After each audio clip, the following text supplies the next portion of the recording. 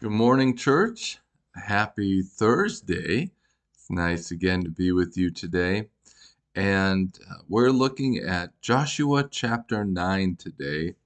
And I think it has one of the saddest moments in the book. Maybe there's some that compare later as the tribes go out and they decline to continue on under their own power, but we'll get to that when we get there. But today they have had some initial success at Jericho and Ai, and the surrounding communities are hearing about the great power the Israelites are coming in, and they're afraid. Now, some we hear are developing these unions, um, collaborations to come and fight against Israel. But the Gibeonites come with a different kind of plan. They have a deception that they're going to come and pose to Joshua. And they make it seem like they're from a faraway land. They come dressed in rags with moldy and crumbly food. And they want Joshua to make a treaty. And it says this: Then the men of Israel took some of their provisions, but did not seek the Lord's decision. So Joshua established peace with them and made a treaty to let them live. And the leaders of the community swore an oath to them. And in the very next section, we see the aftermath of this. Now they have to go and defend Gibeon, and they have to divert from their mission, and they have this cohort of people in their midst now that God had wanted destroyed, but are stuck with them now. And it's interesting because later on in our reading today, it says the reason all these kings kept coming to attack them is that God hardened the king's heart. He wanted them to come and initiate battle so that he might help Israel to destroy them. He did not do that with the Gibeonites. Rather, he allowed them to come and pose a different kind of tactic. Sometimes in our lives, we are really geared up for a certain kind of battle. We can win the physical war. Maybe you are one of those folks blessed with incredible self-discipline. You set your mind to it and you can just do it, but maybe physically are weaker.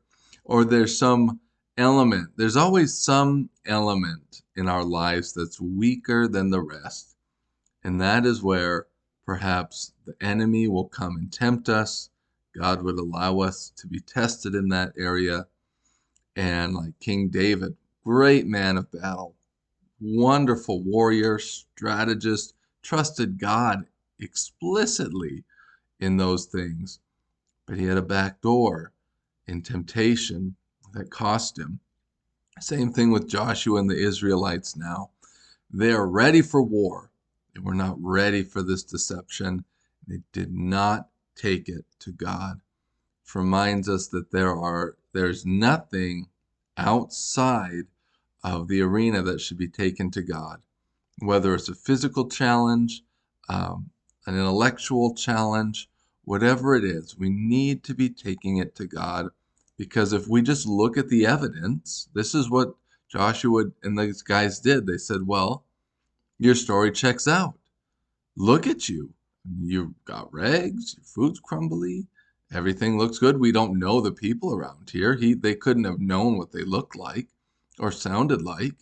And so they just used their own abilities and it failed them. Just like us.